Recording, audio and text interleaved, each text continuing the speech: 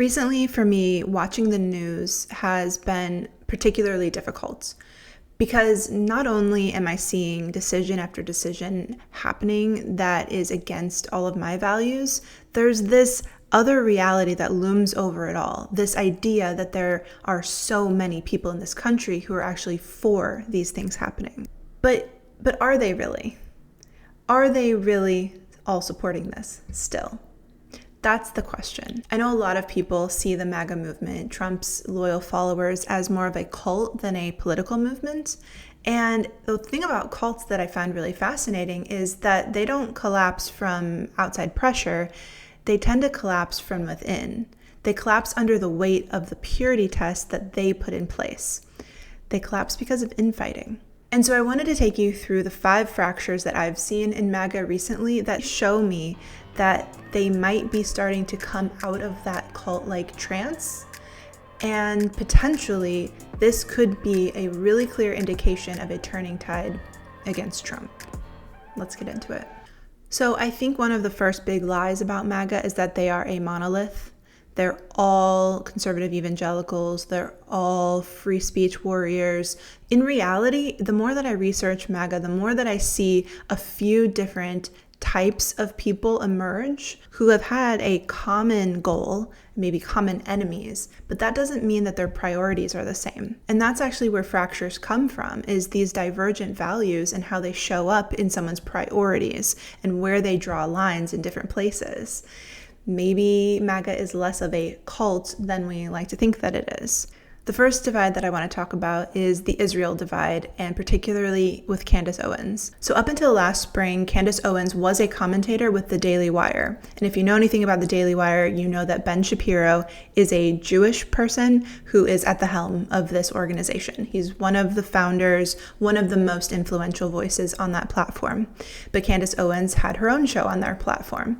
And the two of them started having a rift over the war in Israel with Palestine. I'm talking about Israel. I don't want you guys to read in between. I'm talking about Israel. So let's stop making that a taboo subject because they've gone mask down. Everything they're doing is demonic. I want nothing to do with it. I will never support Israel into the future after what they've done to these children, the starvation campaign. I don't care. And here's the thing I find to be really fascinating about MAGA is I think a lot of people think about them as being this group of fundamentalist Christians.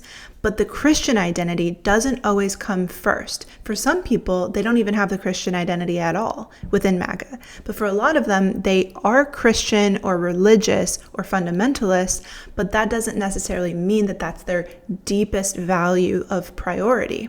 And you can see that really clearly in this rift between Candace and Ben Shapiro. So Ben Shapiro being Jewish, he is staunch pro-Israel. As far as I know, I've never heard him say anything to the contrary of that. Whereas Candace Owens was one of the first people to start breaking that narrative and saying, hold on a second, why is it that we can't question a political power?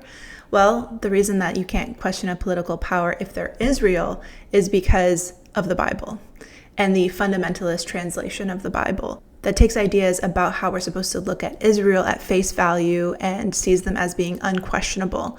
As long as you support Israel, God is on your side, is the basic idea. But Candace, even though she's a Christian, her fundamental value is something else. And the thing that it is actually really important because it's a common theme throughout all of these fractures. Candace Owens is fundamentally, more so than being a Christian or any of these other MAGA traits, she is a distrusting person.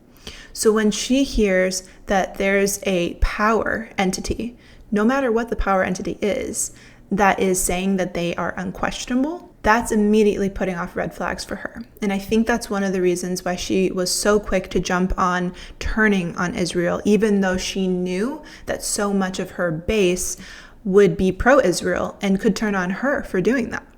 And so what ended up happening was that she got fired from the Daily Wire, and it seems like she's been more popular ever since. I don't want this to sound like a recommendation for her at all. I think she saw something real, but then she took it to this insane extreme.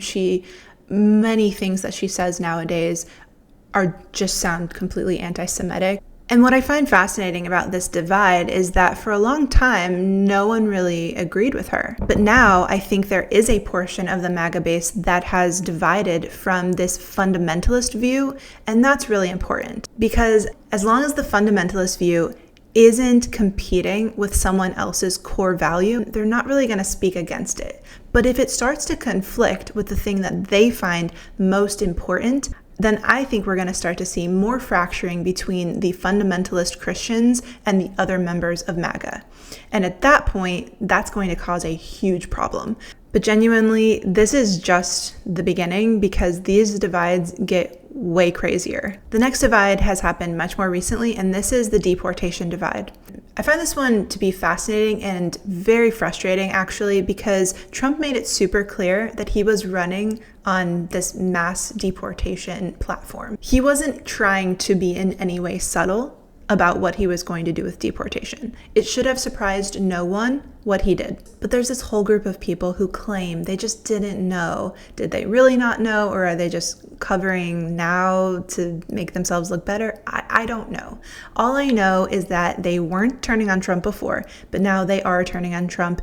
And this is the podcast bros. And I specifically want to talk about Joe Rogan because he's the person in this sphere that is the most influential. The immigration thing, the way it looks is horrific. When you're just arresting people in front of their kids and just normal, regular people that have been here for 20 years, that everybody who has a heart can't get along with that. No. Everybody who has a heart sees that and goes, that can't be right. That can't be right. That can't be the only way to do this. Right. Because you have to think, look, yeah, we have to have a border. Yes, it should have been secure. Yes, they should make sure you know who everybody is before they get in. Yeah. But when people been here for 20 years, like, come on, man. That's crazy. Like, yeah.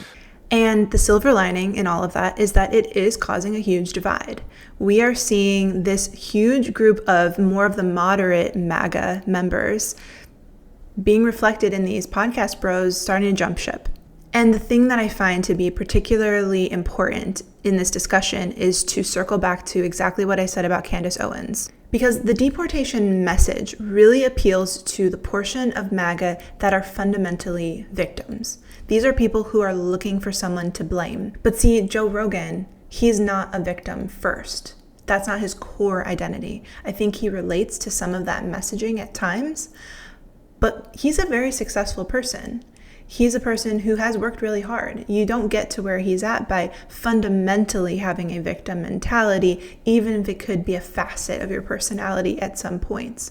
Like Candace, he is fundamentally a very distrusting person.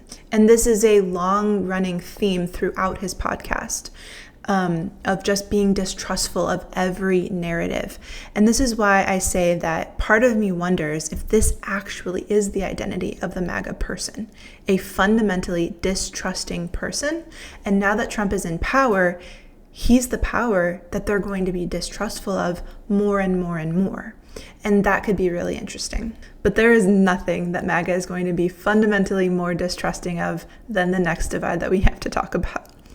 And that is, of course, the Epstein divide. For the MAGA movement, Epstein is like the pinnacle that brings together, no matter what your core value is, you care about this issue. If you're a fundamentalist Christian, you care about this issue. If you're a very distrusting person, you care about this issue. If you have a victim mentality and are looking for someone to blame for your life, you care about this issue. It doesn't matter what your core thing is, you care about this issue. And the reason why I chuckle is because it probably is the thing that's going to bring Trump down. But I just want to show a couple of clips from some of the other podcast bros who have really taken this one to heart and are having a huge issue with Epstein, and it is not going away at all in their minds. They're not going to be happy until the files are released. What's up, everybody? Welcome to Flagrant. Free Ghislaine. She has been wrongly imprisoned. She was convicted guilty of something that clearly never happened. Never happened. After the FBI's incredible research, shout out to cockeyed Kash Patel. That mother was looking at the documents double time, and he was 100% certain that there was no RICO charge. No foul play. No, he's a pedophile. But just him. But only him. Thousands of girls, just him. Trump campaigned on transparency. how many Republican congressmen and senators voted to keep the Epstein files secret? Right? I mean, isn't this, I mean, I'm confused, right? And now we're seeing Congress holding up the shutdown potentially because of this. That is not going to be good for the MAGA divide.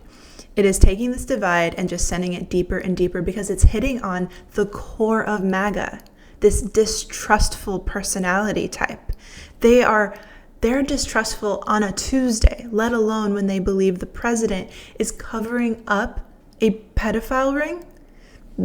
You couldn't be more distrustful of something than that. And that's why I think that this story has never gone away and has legs more now than it ever did, because it's really indicative of a true divide that could actually be the end of MAGA. But if it's even possible, there might be another divide happening that's even more fundamental than that.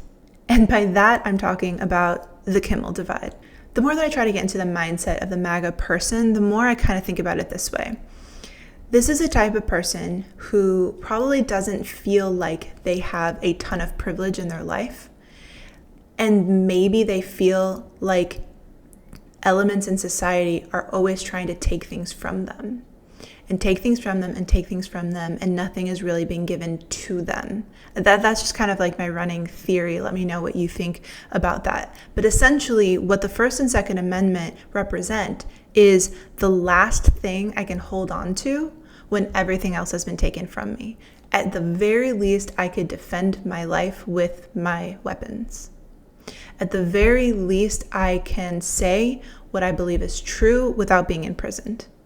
It's like, in a world where you don't know what you can expect, these are things you live and die for, because they're things you have to be able to expect. So when Trump, via the FCC, took Kimmel off the air for making a comment about Charlie Kirk, it didn't matter to MAGA that Charlie Kirk was one of them. And I think that Trump was doing this as a test to see if it would matter to them. And they were not in the mood for that test. Everyone was against this. It was universally despised so much that obviously, I'm sure you know exactly what happened. Disney reversed it almost immediately because they found the one thing to actually be afraid of more than the government, which is us. And that is a huge reminder to us, we the people. So this divide in particular, I found really fascinating because it got through the periphery. The conspiracy theorists, the fringe commentators, the podcast bros, and it made it all the way to the real politicians. Ted Cruz coming out swinging against this one. Look, I like Brendan Carr. He's a good guy. He's the chairman of the FCC. I work closely with him. But what he said there is dangerous as hell. He says, we can do this the easy way, or we can do this the hard way. Yeah, and I got to say that's right out of Goodfellas. That's right out of a mafioso coming into a bar going, "Nice bar you have here. It'd be a shame if something happened to it." And he's a diehard MAGA guy. So this divide, it's not just a momentary thing. It's like if you step on the First Amendment, you were going to get the wrath of everyone, not just the left, but MAGA too. And it tells me that this cult veneer maybe is starting to wear off, like a gold-plated object that's just rotten underneath. Because fundamentally, like I keep saying, these people are distrustful. But the thing is, I'm distrustful too. I don't trust the government. I believe that there could be a cabal of elite people doing something shady. I don't need to be a MAGA person to think those things, to believe those things. And that leads me to the final divide, because this is the divide that actually, I think, crosses the line from potentially MAGA crumbling into potentially the Republican Party starting to crumble. And that is the policy divide. So Marjorie Taylor Greene has been kind of like the front man of this divide. And I think my guess is that she is probably seeing the numbers on how popular a lot of things that Donald Trump is doing truly are. when we are not doing anything to address the cost of living, we aren't doing anything about Blackstone buying up houses where most young people can't find a house and they're having to compete in bidding wars. Right. And we're not doing anything about health insurance premiums. Then for the love of God, what are we doing? She's actually kind of sounding more like a Democrat in some of the things that she's saying, especially about the Affordable Care Act, stuff like that. It's one thing to upset the conspiracy theorists. It's one thing to upset the podcast bros. But when you start going after the farmers, the military, like that's your real base, is it not, Republican Party? Donald Trump clearly has priorities that don't have anything to do with helping the people in general or even his own party.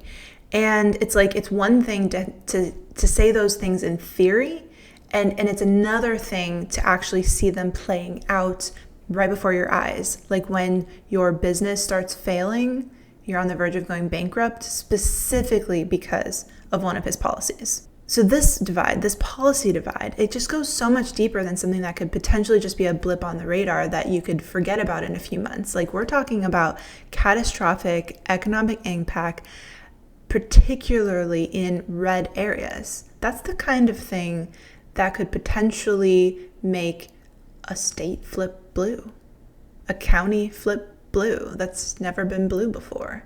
I mean, those are the kinds of impacts that I think Donald Trump has the capacity to make on this country. What all these fractures show me is that I believe that the veneer of MAGA has started to fade a bit, and that the small cracks are leaving room for larger cracks and the snowball effect, and could potentially create an environment where the tide could just completely turn on Trump.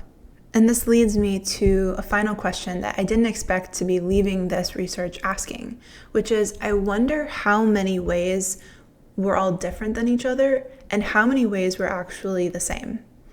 And I wonder if there's more ways that we're similar than we ever realized, and if this situation that feels so catastrophic could actually be the very thing that shows us just that. Maybe.